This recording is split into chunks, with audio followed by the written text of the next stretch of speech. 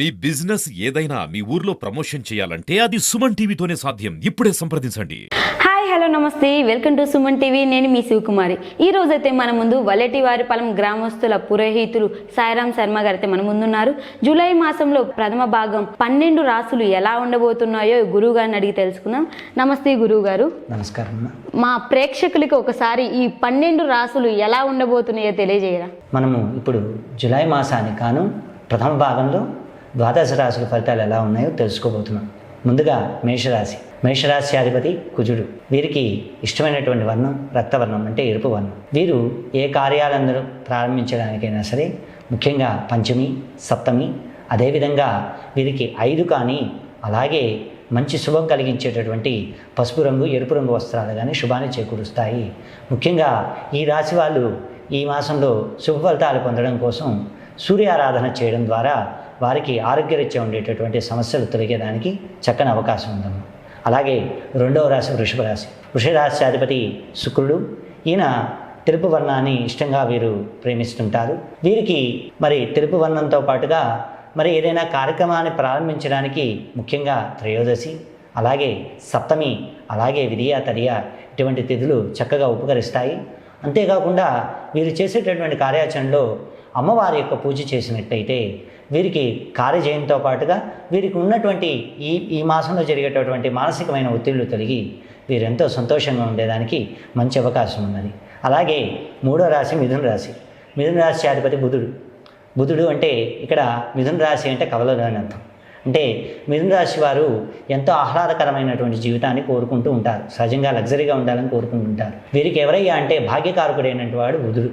అలాగే బుధుడికి మిత్రుడైనటువంటి మరి బుధుడు అన్ని గ్రహాలకు కూడా మిత్రగ్రహంగానే ఉంటాడు, ఆయన ఉన్నటువంటి భావాన్ని బట్టి. ముఖ్యంగా మిథున రాశి వారు ఈ మాసంలో మరి శివారాధన చేసినట్లయితే శని యొక్క అనుగ్రహం కలుగుతుంది. అంతేకాకుండా శివారాధన ద్వారా వారు అనుకున్నటువంటి కార్యాల్లో జయం కలగడమే కాకుండా వారికి మానసికమైన ఒత్తిళ్లు తొలగి శుభప్రదమైన ఫలితాలు కలిగేదానికి అవకాశం ఉంది. నాలుగవ రాశి కర్కాటక రాశి. కర్కాటక రాశి అధిపతి చంద్రుడు. వీరు తెలుపు వర్ణాన్ని, అలాగే ఎరుపు వర్ణాన్ని, అలాగే పసుపు వర్ణాన్ని ఎంతగానో ఇష్టపడేవారిటువంటి మరి స్వభావం కలిగినటువంటి రాశి. మరి ఈ రాశ్యాధిపతి అయినటువంటి చంద్రుడికి మరి ఆ యొక్క శివారాధన అన్న, అలాగే అమ్మవారి యొక్క పూజ అన్నా కూడా చాలా ఇష్టం. కాబట్టి వీరు ముఖ్యంగా సోమవారం కానీ, బుధ, అలాగే గురు, అలాగే ఆదివారాల యందు కానీ ఏదైనా సరే కార్యక్రమాన్ని ప్రారంభించడం వల్ల కానీ, అంతేకాకుండా ముఖ్యంగా వీరు విష్ణుమూర్తి యొక్క అర్చన, విష్ణు సహస్రనామం పారాయణం, అలాగే విష్ణుమూర్తికి కానీ, రాముడి వారికి కానీ, కృష్ణుడి వారికి కానీ తులసీమాల అనేటువంటి నివేదన చేయడం ద్వారా వీరికి అత్యంత శుభమైనటువంటి ఫలితాలు కలుగుతాయి. అలాగే మనకి రాశిలో తదుపరి రాశి మనకి సింహరాశి. కాబట్టి ఈ సింహరాశి అధిపతి మనకి సూర్యుడు. ఆ సూర్యుడు ప్రధానంగా మరి ఆయన మనం ఆరాధించవలసినటువంటి దైవం ఎవరయ్యా అంటే సూర్యుడికి శివుడు. కాబట్టి శివుడికి చెరుకుతో అభిషేకం చేయించడం కానీ, అలాగే వీరికి పంచామృతాలతో శివ అభిషేకాదులు అంటే రుద్రాభిషేకాదులు చేయడం ద్వారా వీరు అత్యంత శుభ ఫలితాలు పొందడమే కాకుండా సింహరాశి వారికి ఈ సంవత్సరం అందుబాటులో ఖర్చు అనేటటువంటిది విపరీతంగా ఉన్నది. కాబట్టి ఆ ఖర్చు సమస్యలు తగ్గేదానికి మంచి పరిష్కారంగా కూడా పనిచేస్తుందని శాస్త్రభావం. అలాగే మనకి తర్వాత రాశి కన్యారాశి. కన్యారాశి అధిపతి బుధుడు. మనము మునుపటిగానే అనుకున్నట్టుగా కన్యారాశి వాళ్ళు చక్కగా కూడా శని యొక్క అనుగ్రహం కోసము, అంతేకాకుండా గురు యొక్క పరిపూర్ణమైన అనుగ్రహం కోసము వీరు ముఖ్యంగా గురు చరిత్ర పారాయణం చేయడం కానీ, సాయిబాబా వారి గుడికి దర్శనం చేసుకొని చక్కగా బాబావారి దునిలోని విభూతిని ధారణ చేయడం ద్వారా కానీ, లేదా అత్తి చెట్టు కింద బాబావారికి 5 ఒత్తులతో దీపారాధన చేయడం కానీ, దత్తాత్రేయ స్వామి వారి యొక్క గురు చరిత్ర పారాయణం కానీ వీరికి అత్యంత శుభ ఫలితాలను కలిగిస్తారు. ఇప్పుడు తులారాశి ఫలితాలు చెప్పుకుందాం. తులారాశి అధిపతి శుక్రుడు. వీరికి కూడా తెలుపు వర్ణం, నీలి వర్ణం, అలాగే మరి గోధుమ కలరు అంటే లైట్గా ఉండేటటువంటి పసుపు వర్ణాలు ఇవి వీరికి బాగా కలిసి వస్తాయి. అంతేకాకుండా వీరికి శుక్రవారం కానీ, అలాగే సోమవారం కానీ శుభకార్యాలకి చాలా ప్రాశస్యంగా ఉంటుంది. అంతేకాకుండా ఈ శుక్రుడు అధిపతి వహించేటటువంటి తులారాశి వారు అమ్మవారికి ముఖ్యంగా కుంకుమార్చన కానీ, అలాగే అమ్మవారికి వస్త్రాలు సమర్పించడం కానీ, కనకదుర్గాదేవి స్తోత్రాలు పారాయణం చేయడం కానీ వీరికి అత్యంత శుభ ఫలితాలు కలిగించి ముఖ్యంగా వీరికి ఉండేటటువంటి శని ప్రభావాన్ని తగ్గించి అమ్మవారి యొక్క అనుగ్రహాన్ని కలిగిస్తాయి. అంతేకాకుండా శనివారం పూట కానీ వీరు కుక్కలకి చక్కగా రొట్టెలు కానీ పెట్టగలిగినట్లయితే చాలా మంచి ఫలితాలు కలుగుతాయి అని శాస్త్ర భావన.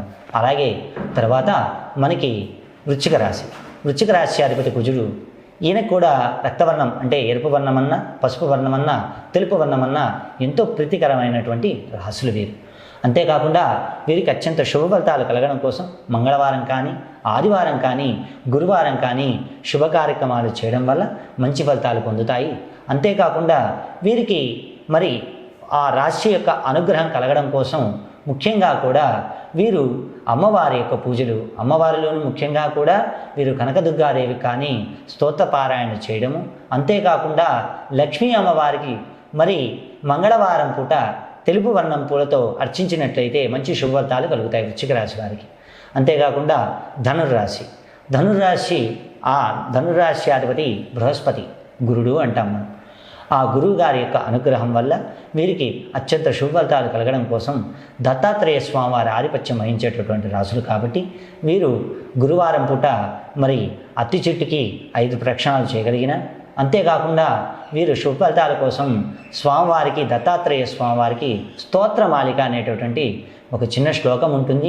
ఆ శ్లోకాన్ని పారాయణం చేయడం ద్వారా కానీ, అంతేకాకుండా దత్తాత్రేయ స్వామివారి అవతారాల ధ్యానం చేసుకోవడం ద్వారా కానీ వీరికి అత్యంత శుభ ఫలితాలు కలుగుతాయి.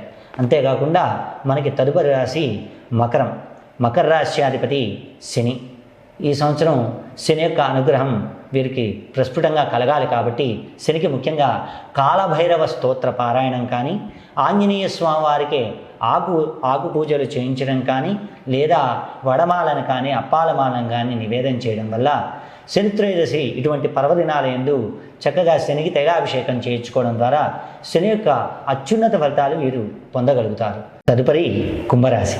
కుంభరాశి అధిపతి శని ఈ సంవత్సరం వీరికి చాలా ప్రభావం తీవ్రంగా ఉన్నది కాబట్టి ముఖ్యంగా కూడా శని యొక్క అనుగ్రహం కోసం శనికి అధిపతి అయినటువంటి కాలభైరవ అష్టకం కానీ, అంతేగాని ఆంజనేయ స్వామివారికి ఆకుపూజ చేయించడం, అలాగే ఆంజనేయ స్వామివారికి అప్పాలు లేదా వడల్ని వారికి నివేదన చేయడం, అంతేకాకుండా వెంకటేశ్వర స్వామివారికి తులసిమాలతో మరి అర్చన చేయించడం కానీ, వెంకటేశ్వర స్వామివారికి నీలివర్ణం పూలతో అర్చనాదులు చేయించడం వల్ల కానీ వీరికి అత్యంత శుభ ఫలితాలు కలిగి మరి ఆయురారోగ్య విషయాలతో వర్ధిల్లడానికి ఎంతో అవకాశం ఉన్నది.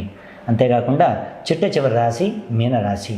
మీనరాశి అధిపతి దేవగురుడైనటువంటి బృహస్పతి విద్యాకారకుడుగా ఉన్నారు కాబట్టి ఈ సంవత్సరం విద్యార్థులకి జ్ఞాపక శక్తి మీద ప్రభావం పడకుండా ఉండేదానికి, అంతేకాకుండా విద్యలో రాణించడానికి పోవడం కోసం మరి గురుడు యొక్క స్తోత్రమాలికలు ఏవి చదువుకున్నప్పుడు కూడా, అలాగే దేవానాంచ ఋషీనాంచ గురుం కాంచన సన్నిభం బుద్ధిమంతం త్రిలోకేశం తమనమామి బృహస్పతి అనేటటువంటి శ్లోకాన్ని 5 సార్లు ఉచ్చారణ చేయడం ద్వారా కానీ, గురువారం పూట కార్యక్రమాలు ప్రారంభించడం ద్వారా కానీ, అంతేకాకుండా గురువు యొక్క సేవ ద్వారా కానీ అత్యంత శుభ ఫలితాలను వీరు పొందగలరు.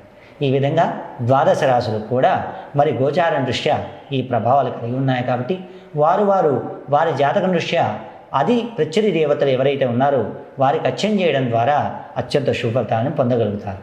ఓం నమః. చూసారు కదా, ఈ జూలై మాసంలో ప్రథమ భాగం 12 రాసులు ఎలా ఉన్నాయో మన గురువారి ద్వారా అయితే మనం తెలుసుకున్నాం. ఇంకెందుకు చూస్తూ ఉండండి మరిన్ని వీడియోస్ కోసం మీ సుమన్ టీవీ. కెమెరామ్యాన్ తిరుపతి రావుతో నేను మీ శివకుమారి.